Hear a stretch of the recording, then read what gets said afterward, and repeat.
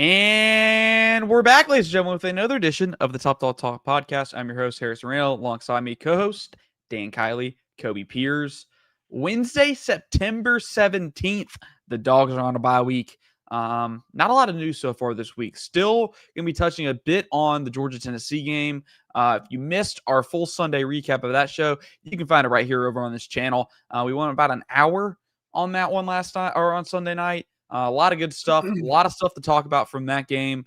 I mean, how could you not? It was a overtime, instant classic, probably one of the best regular season games of the Kirby Smart era. If you missed any of that, of course, we encourage you to go check that out. Obviously, stick around, do that after the live show is done. But tonight, we got a full show. We got a slate of hot topics ready for you, both very seasonal hot topics. We got a little segment on I guess a headline this week, if you will. We will react to that live on air. And then we got readjusting expectations, question mark? How does Georgia's win over Tennessee and what we saw in that maybe make you want to readjust your expectations coming into the season? Then, finally, we got a CFP wraparound. Going to be talking some big disappointments of the college football season thus far and some big surprises. Maybe a team or two that you think, man, this is exactly where I had them coming into the year. And then finally, I got a little blind draft for the boys today. Loaded show, a lot to get through. Probably going to be an hour, maybe a little bit over. But with that, let's go ahead and dive in to the hot topics. Let's go. Hot topic number 1. I know we're 3 weeks in. I know we're 3 games in. So it's still early. And some people are going to hate on this because we're doing it 3 games in as opposed to, say, a week before the season starts. But it's a fourth of the year. Fourth of the season's gone. If the boys wanted to say who they had in the preseason, if it differs from who they have now, they can say that. We're going to be giving you, I guess, our takes on, I guess, let's stick to the P4 conference winners so far, because I ain't grinding no G5 tape, Kobe. And Dan, I'm sorry. I think I've maybe watched 2 or 3 G5 games all year long. So I ain't going to be giving my take on that because I honestly don't know. And what is the internet for the internet, there's people who don't know that just put out their takes. I guess that's what the internet was invented for. But we'll stick to the P4 schools. Let's do ACC first. I'm going to kick this one off. All right? And then I'm going to flip it over to you. We'll go Dan next. I'm taking Miami to win the ACC. They've looked good. I think Carson Beck's looked good.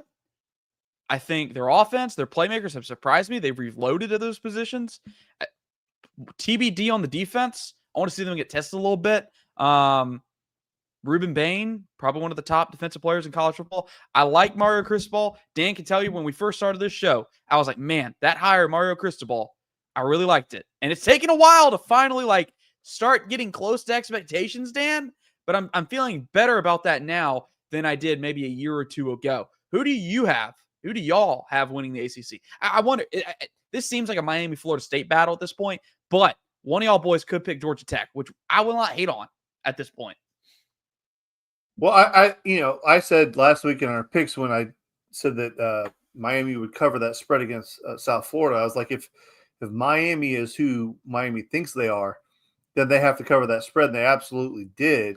But I think all signs point towards Miami winning the ACC, but Tech has done everything that they're supposed to do up to this point. So they're right there. And a couple things break their way. I think Haynes King is a good quarterback and does a great job leading that team.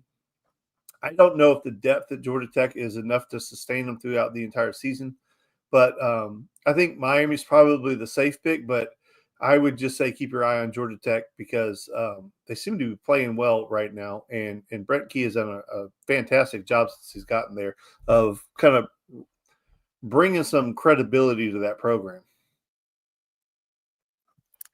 I agree. I think it's a 3-horse race right this second in the ACC. I think a lot of people that are watching football would agree that it's Clemson, it was Clemson, not Clemson anymore. It's Georgia Tech, it's Florida State, it's Miami. I would say it would be the 3 teams that if any of the 3 play in the ACC championship, it would not surprise me at all. I would say the biggest thing on Florida State They looked so impressive in the +1 run game against Alabama at the beginning of the year, but I still would like to see a game where Castellanos has to throw to beat people. He really they ran the ball all over Alabama, and they haven't had a test of a tight game where he's got to make some timely throws in small windows to kind of bring you back or seal the game even. I think that's right now the nod that I would give Miami at this point. And then kind of Georgia Tech in this in between of like, gosh, they're fun to watch. They play hard, gritty football, but how long can it sustain? How long can Haynes King take just running into a brick wall every week? I mean, I hope it lasts all season for him. I mean, I think the guy's a hell of a competitor, but man, it looks like a Rocky Balboa fight on Saturdays when you watch him. It's like he is just getting beat, and you're like, this guy's not getting up. And then he gets up, and then he just takes another one. And you're like, okay, that was it. This guy's done. And he's just running over and over and over again. So if they can mitigate that a little bit and maybe win some games without him having to carry the ball 15, 20 times and take some big shots, I like their longevity on the season. But as of right now, I think Miami is definitely the safest bet on the ACC. From one open conference to a wide open conference, let's go to the Big 12. Kobe, I made you go last. I'm going to let you go first on this one. Who you got winning the Big 12? Yeah, I think preseason, I think Arizona State would have been the favorites, right? Sam Leavitt, Heisman potential. I'd say probably top 5 in the preseason Heisman voting, if I remember right. I think they returned a lot of stars. They were really kind of the team. I think now, as it sits, I like Utah winning the Big 12. I think they've looked very impressive. Their quarterback has looked very impressive. And the thing is, you'll get to know a lot about Arizona State and where they sit in the Big 12 race this weekend. We'll talk about that game probably a little bit later. They play Baylor, 2 teams that lost early season games against SEC opponents, but both have no blemishes on their Big 12 record. To me, it's going to catapult one of these 2 teams into quite a season. I think that Utah, though, right now, I'm always going to trust Utah's defense. And at some point, like, everybody in the Big 12 has a pretty good offense, but who can play the defense when it matters the most? So with Utah, I think the one advantage that they have is their head coach is a really solid football coach. I can't think of his name, and I don't know why I'm blanking on it. He's a really well-known guy. Who's the Utah's head coach? Kyle Whittingham. Whittingham. Thank you very much. I don't know why I blanked on that. He's a fantastic football coach. And the one thing that I've always respected about Utah is like they just seem to be well put together. Now, was it last year or the year before? Like they were favorites and it just kind of fell apart on them. But with Arizona State, losing Cam Scatterbo, and I know he was such a big part of their offense, and they were such a fun team to watch last year. And I know that they recruited and replaced some guys and stuff. I don't know that they have that dynamic playmaker that's going to put them over the top. So, like for me, and this is a cop-out, I know, but it's just I kind of fall back on the stability of the program, and Utah has it, and I think Kobe's kind of hit that right on the head. A little bit more of a well-rounded football team right now. Obviously, things can change. Injuries change everything. It's a great equalizer. And, those teams aren't necessarily deep enough to withstand significant injuries. So if everything stays the same and everybody stays healthy, I kind of like Utah to come out. And I know that's kind of a cop-out, but that's kind of where I'm at. Both y'all went Utah, and I think that's by far probably the smartest pick. I guess I'll go contrarian here. I think they're going to win this game on Saturday, and then they're going to be in the Big 12 championship. I got Texas Tech winning the conference. The Red Raiders. I mean, what a better way for the Big 12 to announce itself as the most wide open conference in America than have a team that hasn't won the conference. I don't believe ever. Has Texas Tech ever won the Big 12? I'm not sure if they have. Morton's a good quarterback. He's been around for a while now. God, it feels like we've been talking about him for quite a bit. He's throwing the football well. I'm taking them to win it and them to be the representative in the college football playoff from the Big 12. I don't feel confident about that. I think Utah's probably the program that's going to do it just because, like Dan said and Kobe said, they got a really good football coach. He's been around for a while. He's been really consistent outside of the last year or so. But right now, I'll take Texas Tech to win the Big 12. All right, let's jump to the Big 10. Dan, I'll let you go. State. until somebody knocks them off, it's Ohio State. I mean, Michigan with a young quarterback, growing pains are going to be there. Here's a question: do they beat Michigan? Do they beat Michigan before they win the Big 12 or the Big 10? That's a really good question. I mean, I think that they should be able to win it, but they should have won it last year. They should have beat Michigan easily last year, and they didn't do it. So, I don't know about that. I mean, they should, but for me, it's just Ohio State. They're just loaded. I mean, I don't know if you put any weight in that. What is it? The talent index. Mm-hmm. It's just so significantly high, much higher than everybody else. And I have very little confidence in Penn State. I just don't. They have to beat Ohio State in the regular season before. You got to beat somebody that matters. Yeah, I mean, they just don't win the big games.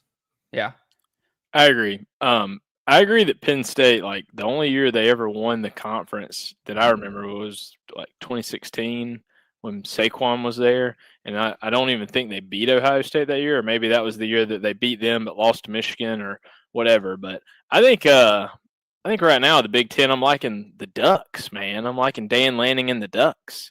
I think that Ohio State definitely has the team, but I think that Dan's just going to kind of put it all together. I think that's been the biggest thing is he's had some really good years at Oregon, but it seemed like late down the stretch in some big games, they've just not had the guys or just not had the game plan. You know, they've run into a couple of tough Washington teams. I think they lost a bad game to Utah one year. I just think that this is the year.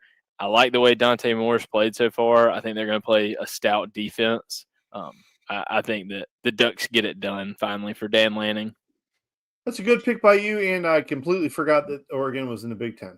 So, and I'm actually hold on. I want y'all to see this. I really like the Oregon pick. I really do because look at the schedule. Look at the slate in the Big Ten. Obviously out of conference, but I think this is favorable. Really, really favorable. I mean, you get USC at home. You basically have Indiana to beat at home. You just have to beat Penn State. You have to beat Penn State at Penn Holy State. Crap.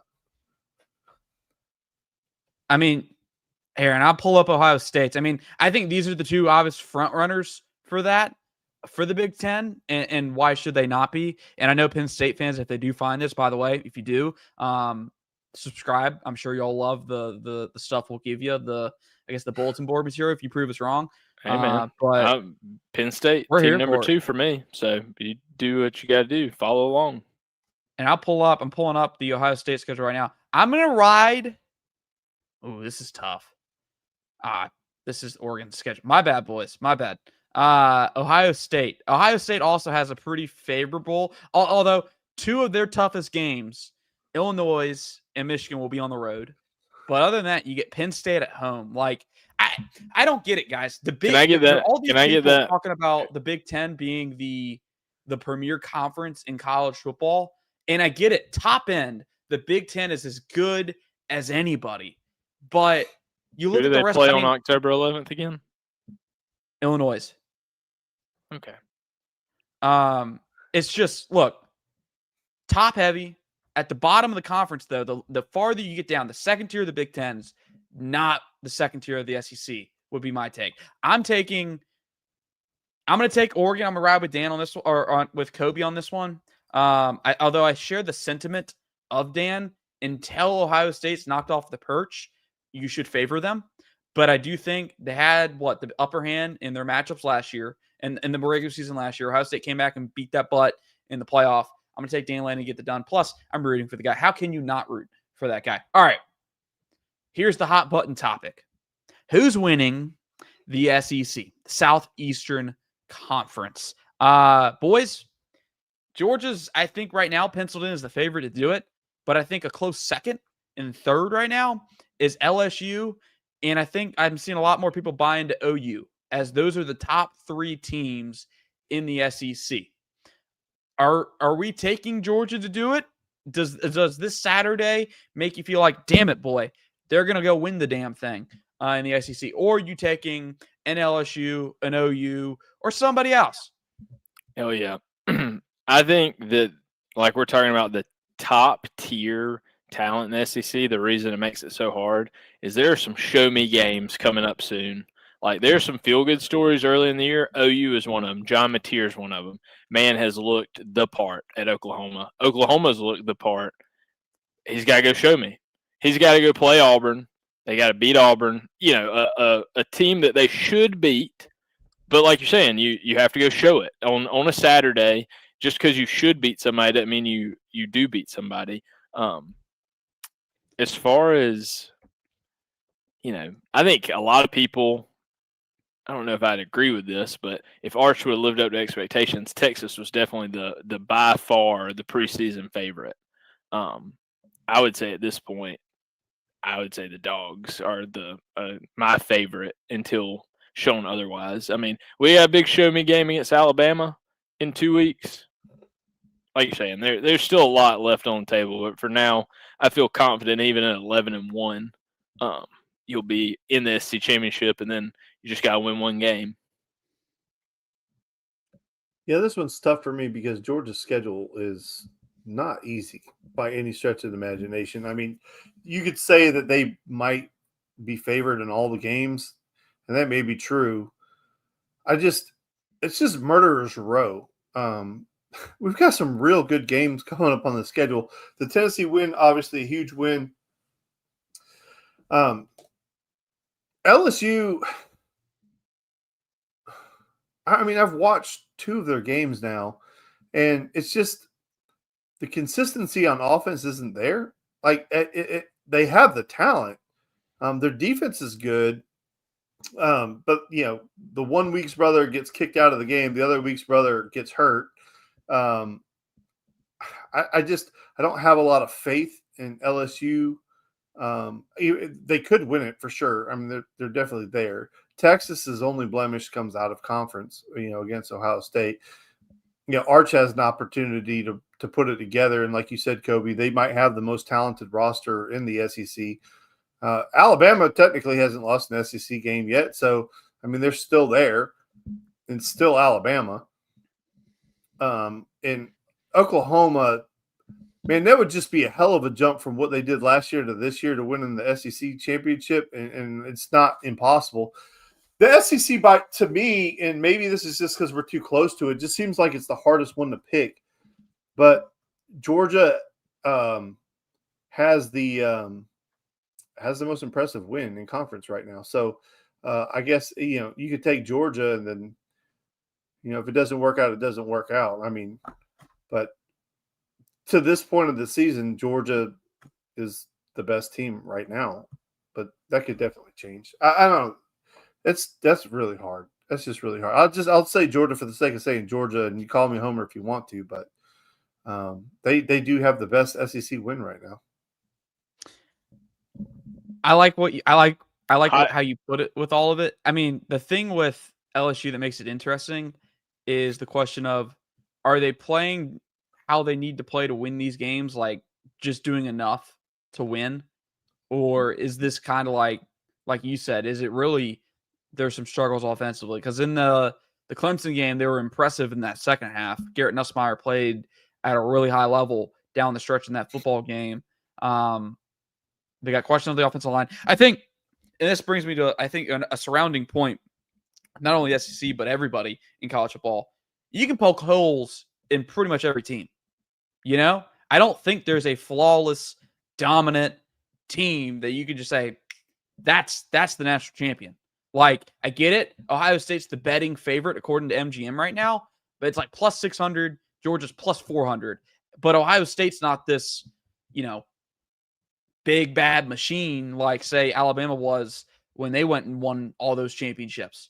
I don't know. I think right now I lean toward Georgia, but I wouldn't be surprised if you see one of these teams, because we kind of saw it last year, round into form late in the season. Maybe that's a Texas. Maybe that's an Alabama. Maybe that's an LSU. One of these teams come out and round into form at the right time. Something we hadn't seen be successful in college football in recent years, but now with the expansion, the playoff expansion, we saw an Ohio State team kind of sleepwalk through the regular season and then go on and become a world beater in the postseason. But I guess we'll be consensus here. I think we'll take Georgia to win the SEC. All right, last one, then we'll move on to the next hot topic because we've already gone 20 minutes. Who's the G5 representative in the college football playoff this year? Hell, I have no idea. I'm taking Tulane just because I'm pretty sure they've been pretty good so far. Toledo. Right. I'll ride with our buddy Jay Will. Just take Toledo. I'm taking USF. I get it. They got smacked by Miami, but hey, I don't think that Florida win's going to look any less impressive. No matter how Florida turns out, I think it's still going to be a good win for them down the stretch, even if they're a dumpster fire, which they are right now. And then the Boise State win, they beat Boise State. But if they handle their business, I think USF could be making a strong case to get into that college football playoff. All right, hot topic number 2, and we'll move it forward pretty quickly here. Great suggestion there by hot topic number 1 from Kobe. In light of UCLA and Virginia Tech both firing their coaches just 2 weeks or 3 weeks into the year, choose one head coach who's either on a hot or warm seat and tell us why he shouldn't be fired. I'll go ahead and I guess I'll kick this off because I know Dan's about to rip the house down. Dan told me he wasn't taking a easy get here. Dan was taking a outside the box option for his one. So we'll have Dan go last. Mine's pretty simple. It's Mark Stoops. The people talking that Mark Stoops at Kentucky and those Kentucky fans should be upset with what they've done over the last 3 or 4 years should stop. Kind of like the same conversation you have at other schools. I think Kentucky's this window program who every 4 or 5 years can maybe talk about 10 wins. All right? But anything beyond that, anything bowl eligible and above should be good enough. Like, you're not out here competing for national titles. This isn't the top 64 teams like it is in basketball. This is college football. You're not contending for a national title at Kentucky, at least not with your current resources. You got a lot of work to do. Maybe in the future you can, but it's not happening. All right. With the SEC East, you could dream of maybe making an SEC championship. With no divisions, I mean, you're dreaming like Dan, Kobe, and I are about winning the lottery. It's just not going to happen. Not realistically. You need a lot of things to go your way. If you fire Mark Stoops because he wins you 6 games consistently, at least, Kentucky, it's gonna be a rough few years for you. I don't think you're gonna be able to get that back as quickly as you think you can. Kobe, I think I know your answer, and I'm gonna be shocked if it's not the man you're about to be defending right here in a minute. It's not. It's not who. Wow. Who you want me to. I may touch on him if Dan doesn't. My person that is not. This is gonna be super hot, and we may catch some heat for this later, so sorry about that, Harrison. Nobody's calling it yet, but Hugh Freeze is my man that's going to be on the hot seat. They're 3-0 and they're ranked in the top 25. How can this man be on the hot seat? It's coming. I hate to tell you, but the schedule, if they don't win some games in the next couple of weeks, it gets rough. It's at Oklahoma, it's at Texas A&M, it's host Georgia the next 3 weeks in a row. Then you play Missouri, and then you still have to play at Vanderbilt, and then you have to still play Alabama. I mean, the teeth of the Auburn season, and I think the thought process of where they maybe should be, if you end up 8-4 at Auburn this year, I think it's a pretty good year, but I just feel like those Auburn fans and the boosters, they start getting a little itchy around the collar. You start talking about 4 or 5 losses, they're talking about, man, I don't know if this is working out. And I'm not sure I have a ton of defense for Hugh because, I mean, he cherry-picked Jackson Arnold. I mean, cherry-picked 2 quarterbacks. He even got Ashton Daniels out of the portal as well. And he runs that high-powered offense. So, I think that they have a chance in 4 or 5 weeks to be looking around. I mean, they go from 3-0 to 3-3 like nothing. Like nothing happened. So, shout out my man Sam Pittman. Nobody needs to fire Sam Pittman ever. All right, so listen, for mine, you have a team that was the definition of mediocrity for a better part of 30 years. And their only national championship in the modern era is 1981. And they win more than 10 games 5 times under Danny Ford. And then you get Ken Hatfield wins 10 games 1 time. And then you don't win 10 games again. Okay, keep that in mind. The last time they won 10 games was in 1990. And then they do not win 10 games again until this guy wins 10 games in 2011. And that's Dabo Swinney. And listen, I have not been the biggest Dabo fan in the entire world, but there was a stretch of 1, 2, 3, 4, 5, 6, 7, where it's either they're winning a national title or they're losing to Alabama. And that's what knocks them off, right? And one of their national championships, if not both, were against Alabama. So he's like the only guy that beat him, right? I understand that he was slow into the portal. And in his most recent press conference, he completely crashes out and he starts giving his resume, which is, I mean, you've heard it said a million times. That's the coach's last card to play is the old resume when he starts laying the resume out there and telling you. Dabo's a good football coach. Dabo does a great job of recruiting. He keeps that program relevant. But you're falling into the Mark Richt, and I get that where it's 10 wins a season. You're not winning the big games anymore. But my question is, who do you get to replace him? It's the same kind of area that Georgia was in, right? Where Mark Richt was winning 10 games every year. He's a great coach. Everybody loved him. As a man, everybody loved him. As a man, everybody loves Dabo.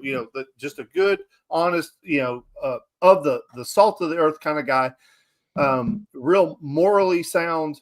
But you're running that risk, right? Where it's good enough is not great or whatever. Where good is the enemy of great or whatever it is. But here's the problem. Georgia had a situation that was just plucked out of a fairy tale book where like the perfect candidate was out there. And he went to your school. He graduated from your school. It's his alma mater, bringing him back home. He's the hottest recruit, the hottest guy on the market. And they go get him, and they took a huge gamble, and it paid off. And it paid off in spades. Now, everybody thinks they're going to get the next Kirby Smart. Here's the problem. Who is an alumni of Clemson that wants to come back? I don't know that there is one. Who is the super hot assistant coach that is going to come in and elevate this program from a 10-win season back to a national championship team? I don't know if he exists.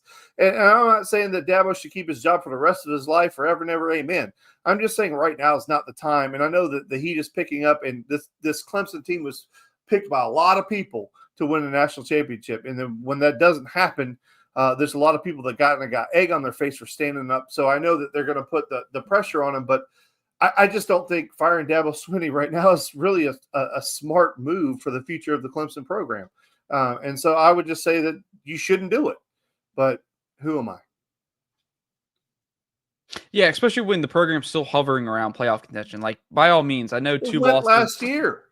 Yeah, like hovering around 2 losses right now in this climate, like in the ACC with that schedule, it's not great right now in terms of wanting to get in, but your season's still ahead of you. You lost to a good LSU team. You lost to a Georgia Tech team that's probably going to be ranked at the end of this season still. Like, that's not going to be a bad loss by any means. I'm with you, Dan. We've already seen the pitfalls of replacing the guy. Just look at Alabama. It's not been this greatest handoff in the history of college football in terms of head coaching handoffs, like some people thought it would be. Definitely with that there. All right. You're just talking about razor thin margins between 10 wins, 11 wins, and sometimes, like you're saying, the rare undefeated season. But in reality, 11 wins is the sweet spot in this day and age. How many teams do you know that go 12-0? Almost none, like you're saying. All right. Grill set, Kobe. Transitioning gears. Gentlemen, there was a little social media video made its viral way around the internet. I'm going to play it here. This is Memphis coach Ryan Silverfield, I guess on a weekly radio appearance show that he does regarding Memphis. I assume y'all have seen this. If not, you can react to it in real time. I'm gonna play it, and I'm gonna let y'all react to it. Sure, we do this all the time, but generally on a Sunday afternoon when we meet with the team, we do 2 things, and we always start off with not our standard. We always start with a negative, and the not our standard is Georgia wide receiver right, arrested for driving 900 miles per hour over the speed limit, right? That's a weekly occurrence. So that's one of those, like, we'll show. Thoughts and comments on Memphis head coach taking a sly dig at Georgia? I think it's pathetic. I think it's using Georgia to prop yourself up. I mean, bringing in a name like Georgia to get to make yourself real. That's just stupid. I don't have anything else to say other than that's just stupid and it's lame. It's lame. It's one of those things, like, it'd be one thing if he would have said it without the exaggerated details, right? Like if he said, hey, let me show you of an example of behavior we don't want on this team. Here's an example of a Georgia player speeding after 2:00 in the morning. We don't want that happening here at Memphis. Georgia doesn't want that happening here at Georgia either. I mean, Kirby doesn't want that happening. So I guess my thing is the 900 miles an hour. It's a weekly occurrence down there at Georgia. Like, those are the digs more like personally than just stating the facts, right? Like, if you want to give that example of like, hey, we give a good and a bad. Our bad, one of the examples we've done recently is speeding. That's a perfectly fine, normal example to give to 18 to 22-year-old kids that have very fast cars and like to drive very fast. It is what it is. I mean, like you're saying, kind of a prop up in the way he's saying it on the radio show. Maybe the man's vying for the Florida head coaching job when it comes available later this year, but like you're saying. He nailed it right there. It's unprofessional, and to exactly what Kobe just said, like the exaggerations, the digs, and you're basically trying to say that your culture is significantly better at Memphis than it is at Georgia, and we know that's complete bullshit. Look, there are some things that happen at Georgia, and to your point, nobody wants that to happen. And I mean, the biggest difference in my mind is that the stages, right? The lights at Georgia are so much brighter than they are at Memphis. Anything that you do at Georgia is amplified. It would be the same thing at Alabama. I'm not trying to say this kind of glow up about Georgia, but he didn't use Alabama as an example. He used Georgia. And it's just the lights are so much brighter here. Anything that happens here gets magnified and it gets talked about on ESPN. Okay. Something happens at Memphis, a speeding ticket, you're not going to hear that shit on ESPN because nobody cares. So I think it's just a cheap shot. A lot worse stuff happens in Memphis, Tennessee than a speeding ticket too. You damn right. I did some background research real quick. Maybe he's just sticking up for his guy Mike Norvell. He was on the Memphis staff under Norvell. Who knows? Maybe Norvell's. I don't know. Maybe he was taking a shot because he didn't like how Georgia did. What's his record as a college head coach at the moment? If you don't mind me. He is 45-21. I assume this is all he got hired. Looks like he might have been Norvell's direct replacement. He was indeed at Memphis. He was their offensive lost 19 games in his 10 years. Fair. Or is it 18 or 19? I remember whatever it is. He has more. It ain't 21. Yeah, it ain't 21. Fair point there. Yeah. It's always interesting when you see that stuff happen. Usually it's coaches outside of the game, that can kind of shake a jab. Like you'd expect it out of Spurrier. But from a sitting head coach that's not a Georgia rival, that's not Lane Kiffin, that, would just do it to like not really just messing with Kirby. Like it is. Kiffin wouldn't say that. No, and he wouldn't. You're right. He would find another way to take a jab without actually being serious. But hey, like Kobe said, Georgia doesn't want it to happen there, just like every other program doesn't want it to happen there. So anyways, I wanted to show that here because I've seen everyone talk about it. Thought we might as well bring it up and talk about it ourselves here. All right. Speaking of Georgia, gentlemen, question I posed to you tonight. After Saturday's win on the road in overtime, what changes in your mind, if anything, about your expectations coming into this season? I think we were all on the same line. 10-2, 11-1 was the expectation for Georgia this year. Have y'all changed? Have y'all changed your tune? Do you feel better? Do you feel worse in some areas? I think we'll start the defense, I think, giving up 41 points in nearly, I think, it was 400 yards, 500 yards. I forget exactly what it was. in total offense to Tennessee, I'm sure raises some eyebrows. But for me personally, Tennessee runs such a diverse, unique scheme that I'm not sure that everybody will be able to replicate that. I think Tennessee just had a hell of a game plan, played it near perfection. I think I'm not as concerned about the defense going forward, but I mean, coming out of this, boys, I feel pretty solid I feel great about 10-2. I feel good about 11-1 with the Georgia schedule. Where are y'all sitting right now? Yeah, I think that I'm with you. Like 10-2, 11-1 is kind of my expectation going into the season. I feel like Kirby and the staff have done more than enough to deserve that expectation. I mean, you went 10-2 last year with, to me, a unhealthy and maybe less well-off team than you have this year.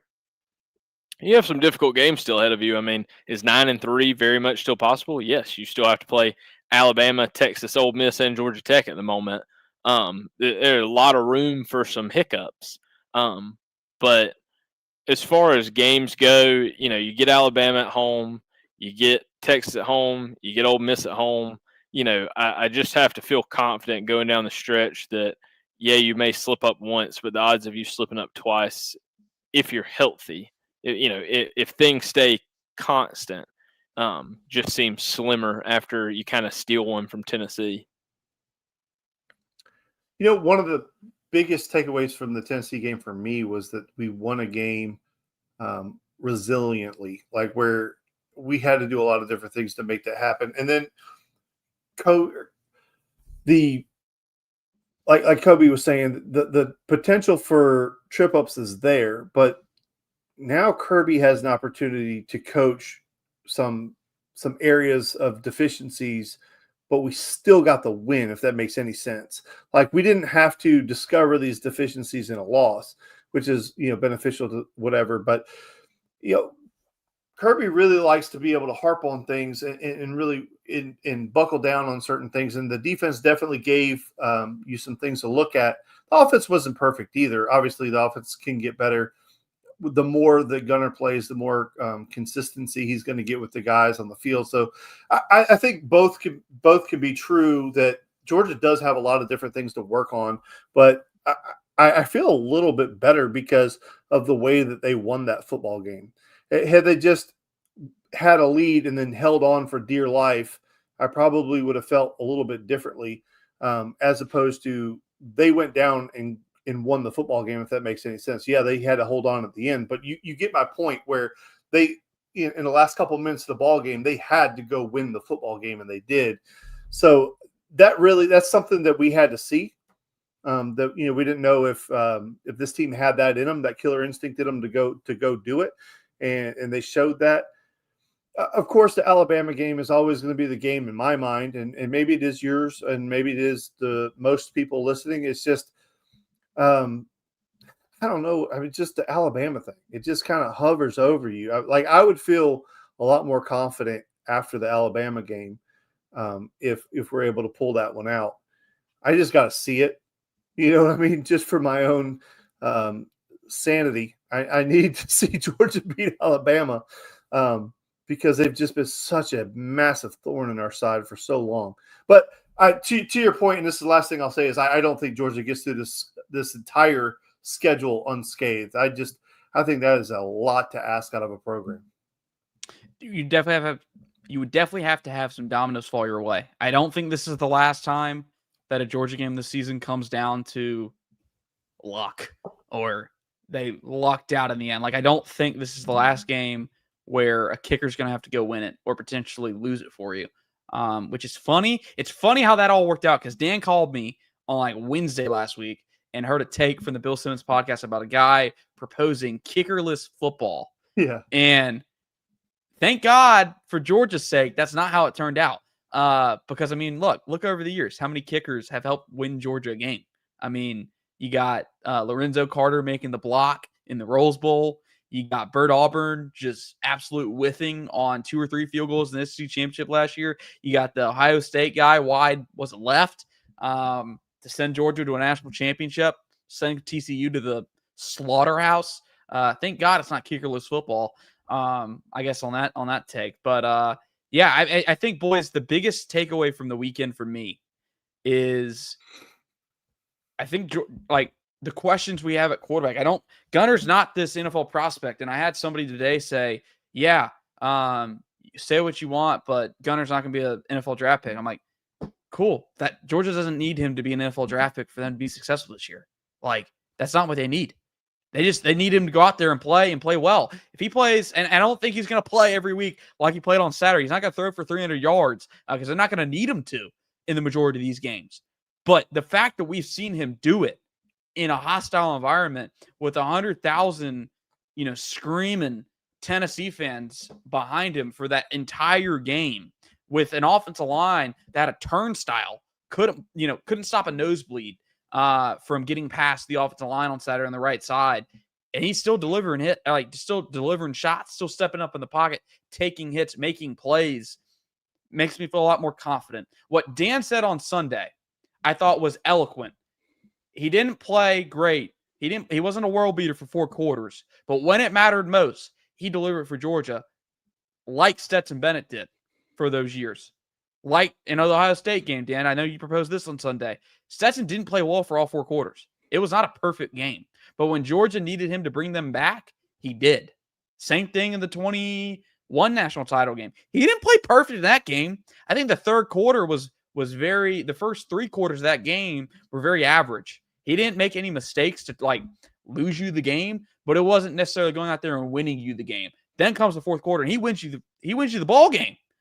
Ends in the end, wins you the ball game. If Gunnar Stockton can be that for Georgia, I can't say they don't make a trip deep into January. I think he's my biggest takeaway from the weekend.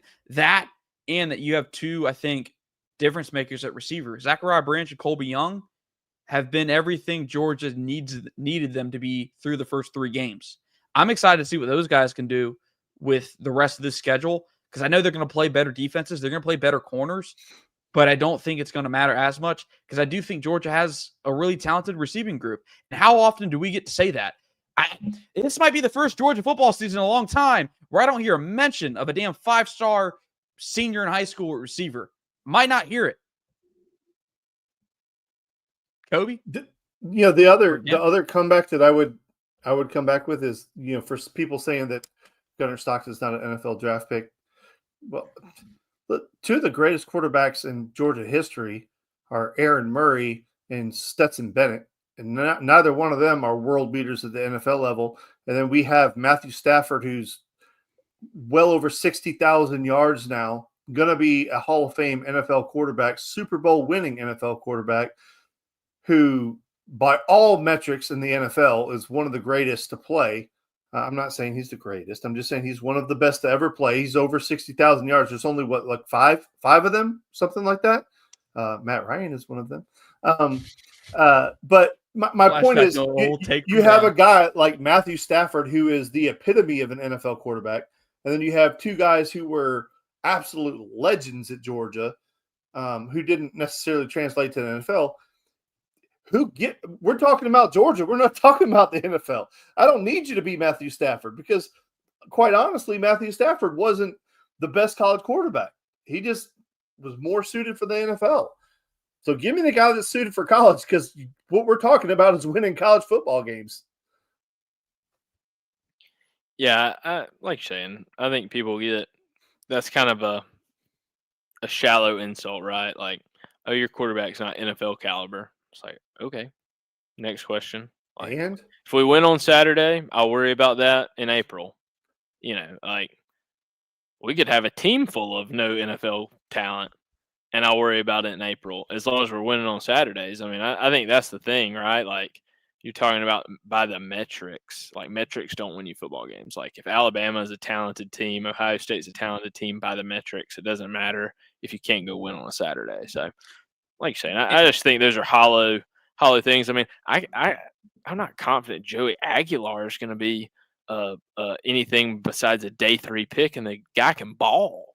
I mean, what are we getting lost on here? That, he's not a 3rd round pick. It's like, he's super entertaining. That's all.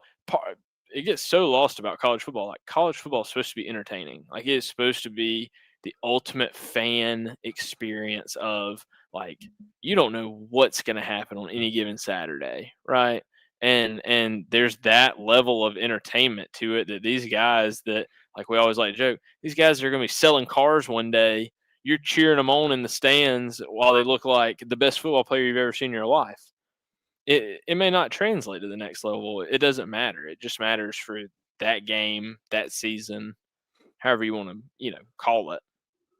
Do you think Nebraska would give anything to have Tommy Frazier back?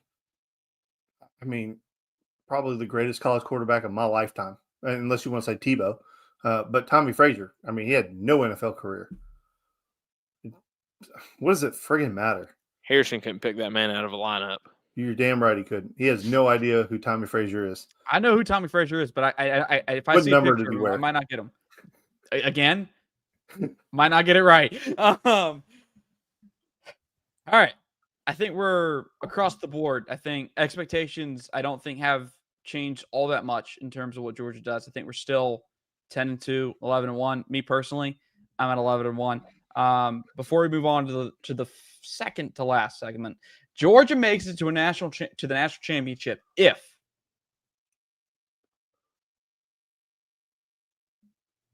that's your cue, boys. If I thought you were going to finish that up a little bit.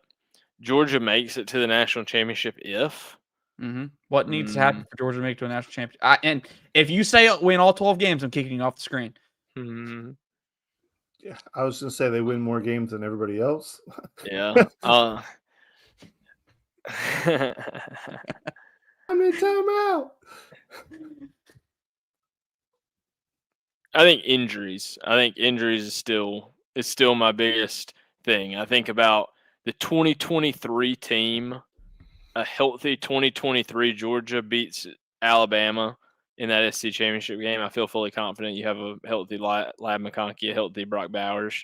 You win that football game.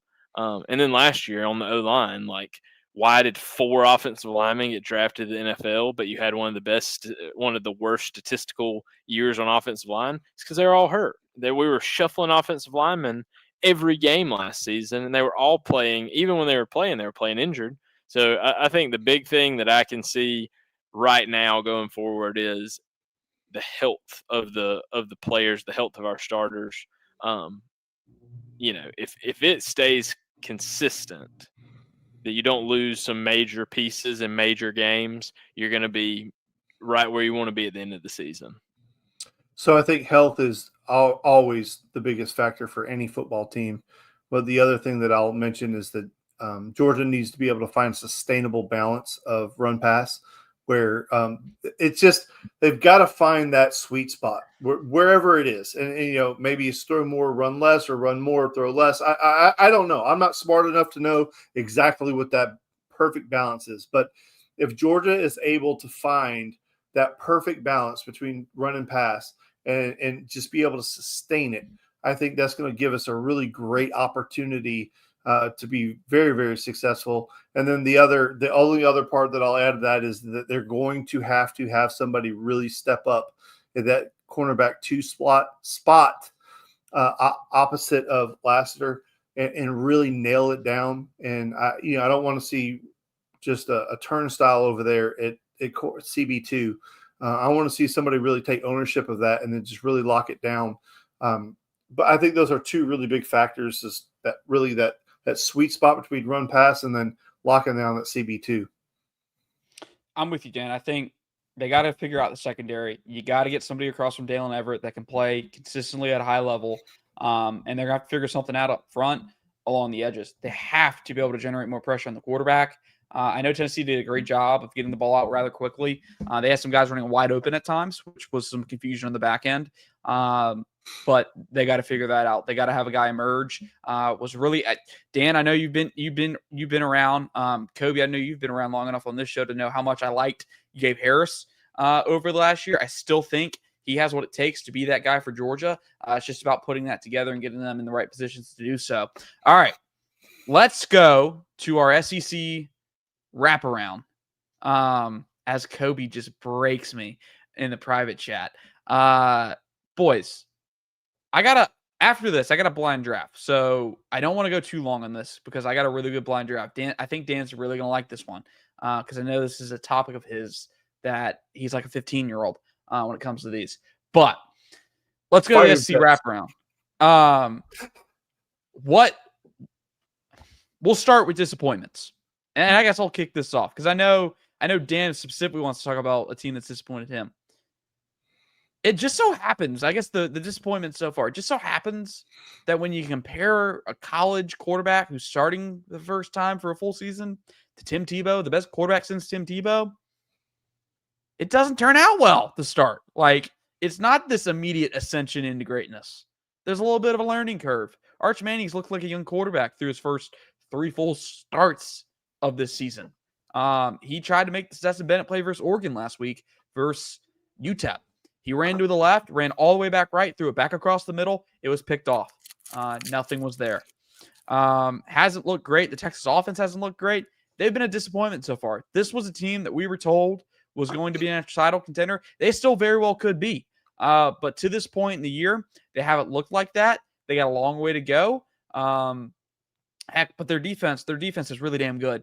And maybe they don't need their offense to score 40 points a game. Maybe their defense can hold everybody to a touchdown or 3 and win football games. But Texas has been, I think, Texas and Arch Manning, compared to the hype, has been the disappointment to me so far this season.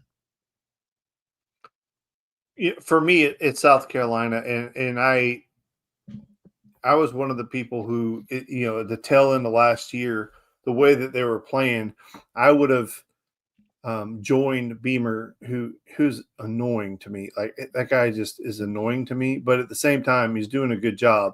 The kids really seem to respond well to him, and he was out, pounding on the table as loud as he could that they were one of the best teams in the country last year, and they may have been. Well, I foolishly thought that was going to carry over into this season without any problems. With Lenore Sellers back at quarterback, I thought that it was only going to get better. And they have been an utter disappointment to me up to this point. And I can't really put my finger on what it is that's the issue. They didn't really have mass exodus to the NFL or transfer portal, so I don't really know exactly what the problem is. Maybe Kobe can tell you. I'm not 100% sure, but for me, it's South Carolina, because I thought last year was the getting on point, and it seems to be the peak, which I didn't see that coming. Kobe, what you got? Yeah, I think, like saying, the only one that South Carolina is a really good one. It's early, I hate that Sellers gets hurt in that game when it's close and it kind of like fades away into not an overly competitive matchup at all. I think that, I'm with you. South Carolina last year, it's like they got hotter as time went. I feel like I'm getting motion sick up here today. As time went on, they got better and better as the season went on. It'll be interesting to see if Beamer can kind of rally them around that same cry. I mean, one loss isn't really got your season going down the dumpster yet. The team to me that has just been probably the most disappointing, and it didn't feel this way until I looked at the statistic on Sunday, has been Florida, who, like, I think we've all talked about, and Florida fans, you're going to get tired of me saying this. They've given up 2 defensive touchdowns in 3 games all year. 2 defensive touchdowns in 3 games, and they're 1-2. I would be on the floor if you told me that Georgia had given up 2 defensive touchdowns all season at this point in the year, and we were 1-2 with a 5-star quarterback and a lot of talent around him. And I get it. He hasn't played up to expectations. 5 turnovers in a game last week's rough. There have been some growing pains, but I think the hardest part for me on that was I felt like he looked really good at times last year. I felt like one of the nice blessings in disguise was, hey, he's going to get some run. It's going to get to be a trial run with Billy. And then next year, when he's the full-time starter, we're really going to see some big leaps in progression. I mean, there were people talking about they were going to be one of the best teams in the SEC. And it feels like their season has ended before it ever got started. I mean, like you're saying, they played a really good USF team. I think we can all agree on that, but they still should have handled business. And then, honestly, at LSU last week, 20-10. I mean, that's a game that if you just turn the ball over one time, I think you're right there at the end of the game and maybe even have a chance to win. But I mean, I'm disappointed. Not saying that I want Florida to just be a bunch of world beaters, but I see the potential there for them to be a really, really good football team, and they just have not been to this point in the season. And the question with Florida becomes, do they turn it around or is it too late? It feels like time is up for Billy Napier. I think we talked about it on Sunday. Was it Sunday or last Wednesday that we don't think he makes it to Jacksonville? It's not looking likely with that schedule that he makes it to Jacksonville. And if he does, Jacksonville probably could be the last straw unless he pulls a Will Muschamp and he pulls up the upset that forces them to keep him for a little bit while longer. All right. Let's hit this. Do we want to do blind draft? We'll do blind draft last. Let's go ahead and hit the picks. I got some picks for y'all today. I took Dan's criticism. It's not a podcast on this channel unless Dan criticizes something we do, specifically something I do. He said fair. So we changed it up. Not only will I be bringing some of the best lines of the week to the boys for them to pick, but they have their best bets of the week. I'm going to let y'all unveil those best bets first. Then we'll get into our picks of the week. But reminder, in terms of where things stand, the fellas didn't have a great week last week. It's been a bad start to the year. Kobe is like the 2018 Cleveland Browns. He's 2-16 on the year. He went 0-5 last week. Dan's 8-10 overall right now. Yeah. Dan I was don't on think I lost fire 10 games year. all year last year. No, I don't think you did either. You got to he quit went 1-4 listening to me, last week. Dan. You got to quit listening to me. It's been bad and worse to start the year, but I think they're going to turn it around. I've got something for you this week. I've got All something. right, I'm Kobe. ready for you. What's I'm your ready. guaranteed lock? Here's the rules. If your lock hits of the week, it's Nice. +2 wins. Nice. If you lose it, it's -2. Wow, -2? Not He's -2, pulling but some it's Robert shit, like lost. with some like alternative scoring. Like I don't want -2. I mean, I think we need. All right. Do you want to have your locks as a separate record, or do you want to include it in your overall record? I feel like it's a separate record, right? It's kind of like it's kind of like the Superdog picks, right? We'll go separate record. Yeah. But that means y'all better be bringing it because I'm bringing it. You can't be going 2-10 on your locks and call it a lock. Yeah, I'm bringing you the lock right here. All right, let's hear it. Arizona State at Baylor. Baylor's favored by 2.5. I got the lock is Arizona State wins that football game outright. Ooh. Dan, how you feel about that pick? That's the way I would go. Which doesn't freaking say anything at this point.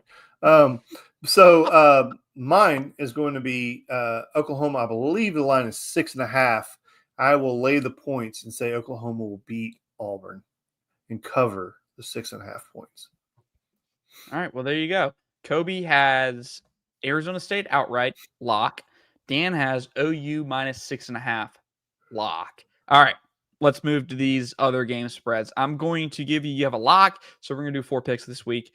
4 in addition to that. So we have a nice round, or not even round, nice 5 picks. All right. Let's start in Lincoln, Nebraska. Michigan goes on the road to Nebraska.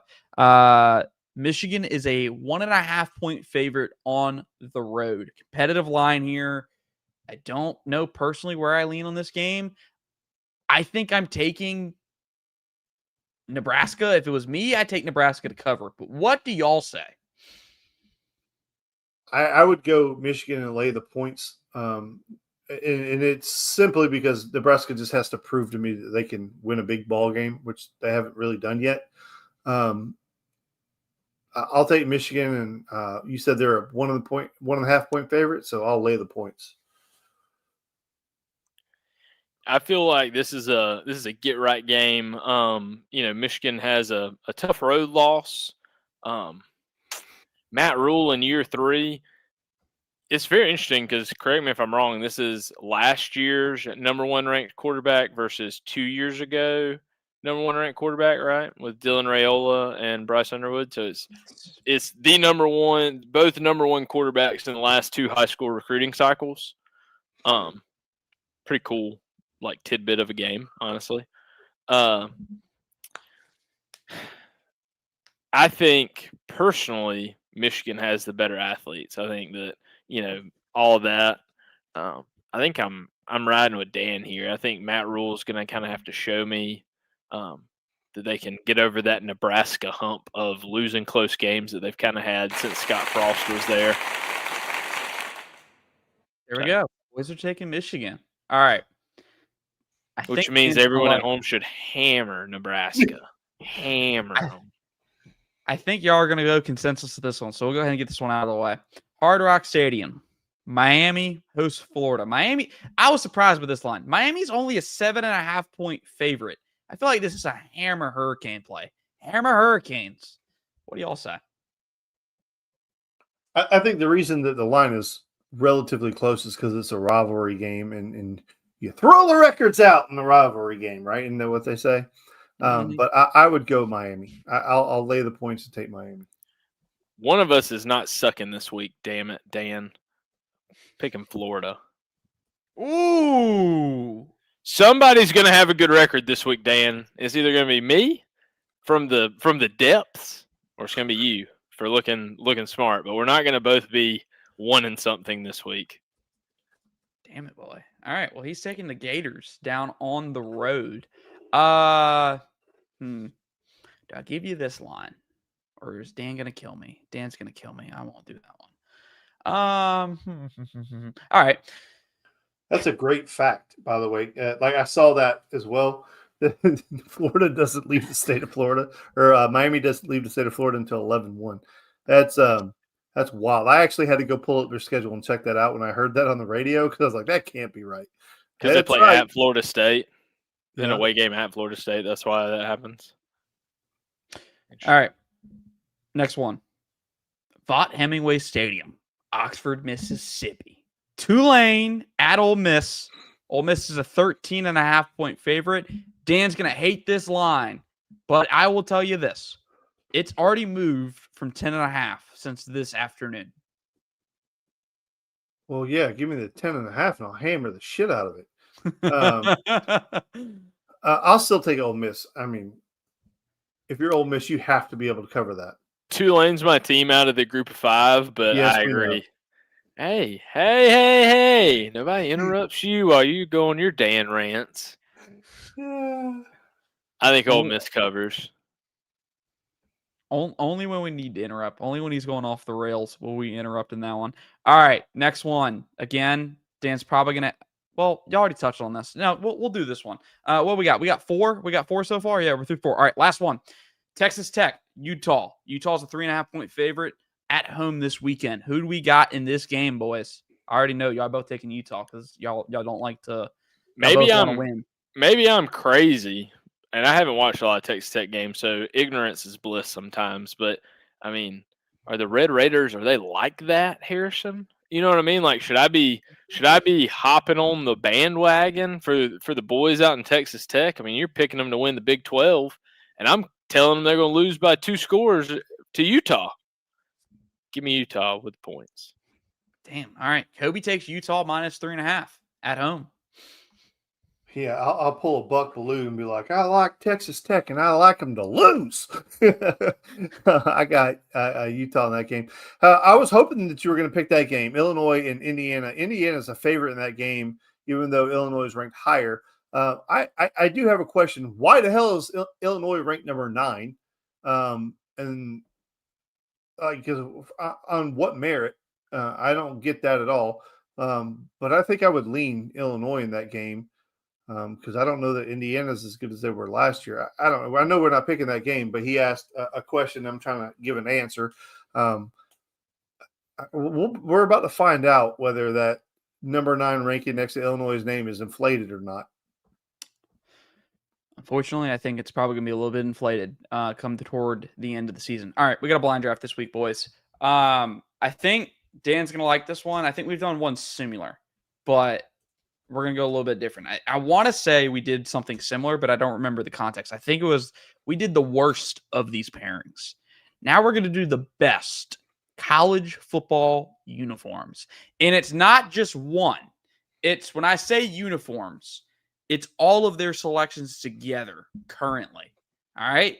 So you can rank this however you want. I'm giving you 5 uniforms. Now, these are not stinkers. All right. There are no stinkers. There is no Georgia Power Ranger BS in here. All right.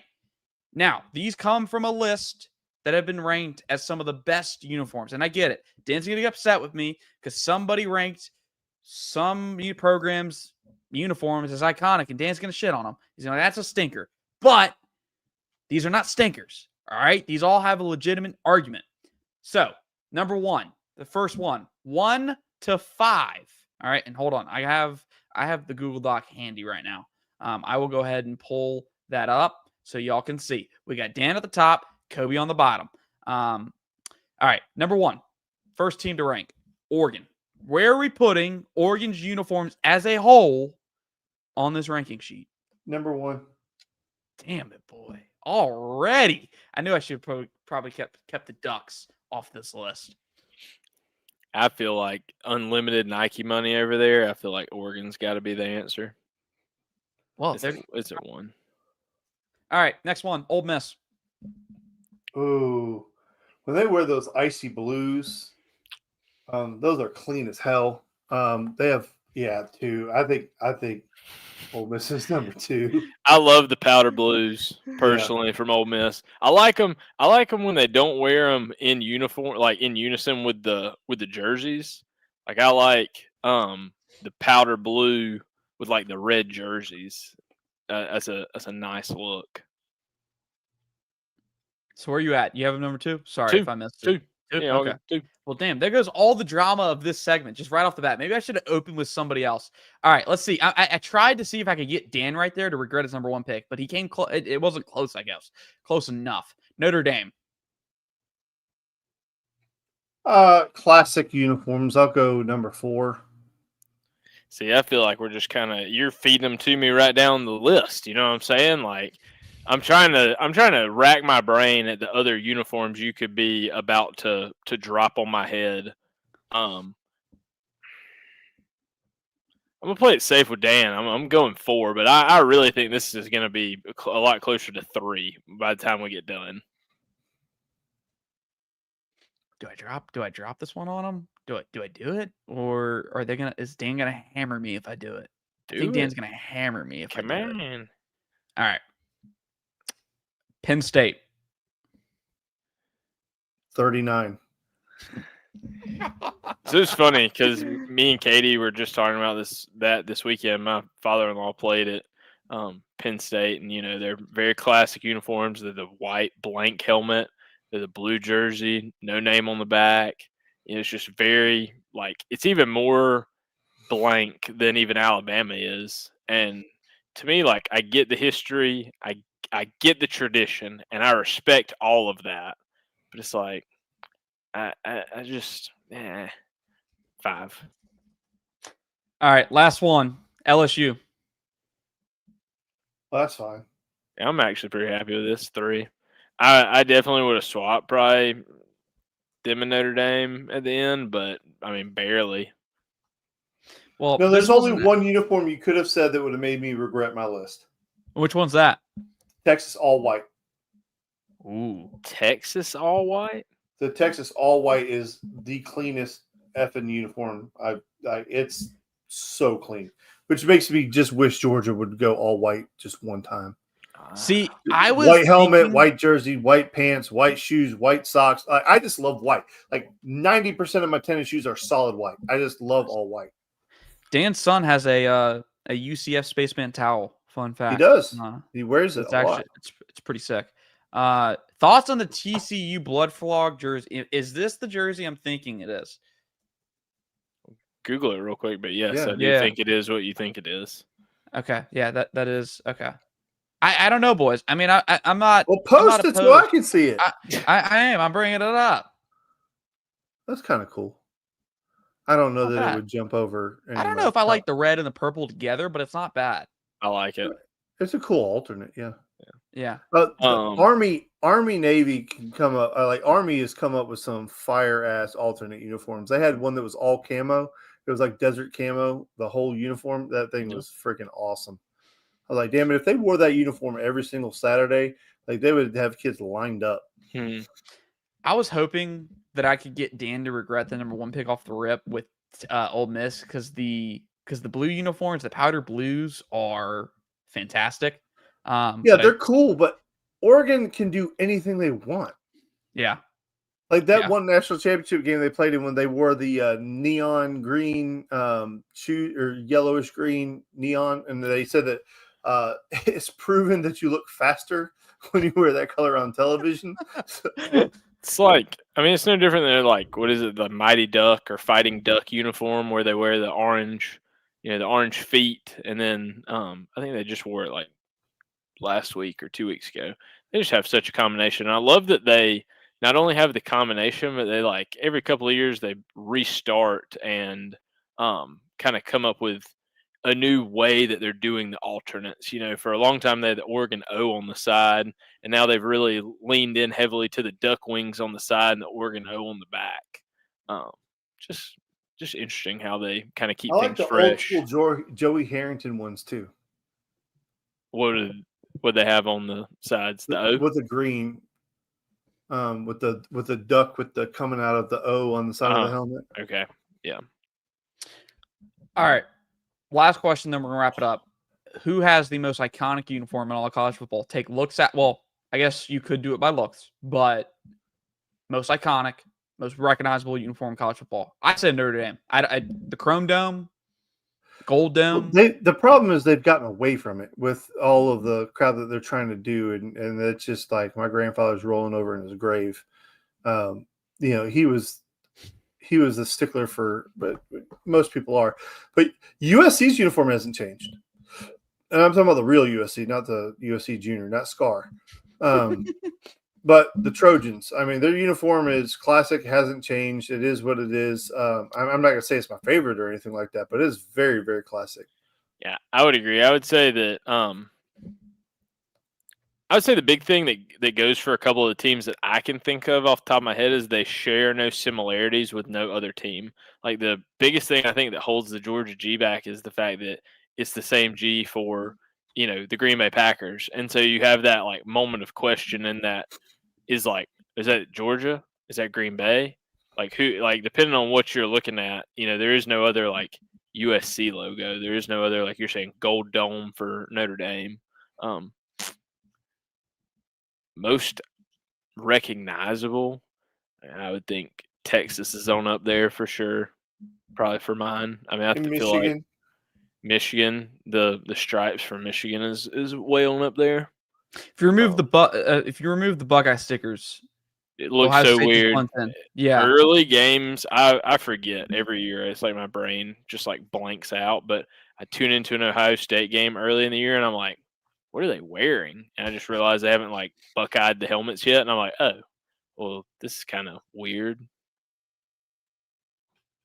All right. Well, that's going to do it for today's episode of the Top Dog Talk podcast. Gentlemen, are we doing a live show Sunday? We have not discussed that. I mean, what will there be to react to on Sunday? Just Dan's round of golf if he plays golf this weekend, I guess. But dang, me and Dan are playing golf without you, Harrison. Yeah, buddy. Damn it. I think maybe take this Sunday off and then hit it hard next week. We'll be back next Sunday. Not this coming Sunday, but the Sunday after. Georgia Alabama preview coming on Wednesday. Got a lot to get to. There's gonna be a lot to talk about. I can already tell the picks and predictions for that show are going to be wild. We'll see where everyone sits on that. We'll see how the week progresses. Georgia's on a bye week, but make sure you tune in to college ball this weekend. You only got a few more Saturday, or you still. It's the one time a year you can sit on the couch and not do anything on a Saturday unless you're Dan Kiley. Then you just find yourself somewhere else petting goats on a weekend. But remember, when you do tune in, Dan has Oklahoma, Michigan, Miami, Ole Miss, and Utah, all by the spread. These are all spreads. We don't do money line here. Otherwise, it'd be way too easy. Kobe has Arizona State, Michigan, Florida, and Ole Miss. We are not betting. We're not financial advisors. We're not betting experts. Just look at the records. It's terrible. But we enjoy doing it. We enjoy giving our opinions and giving our take. We will see you back here live on Wednesday here on the Top Dog Talk podcast. We appreciate you. What up?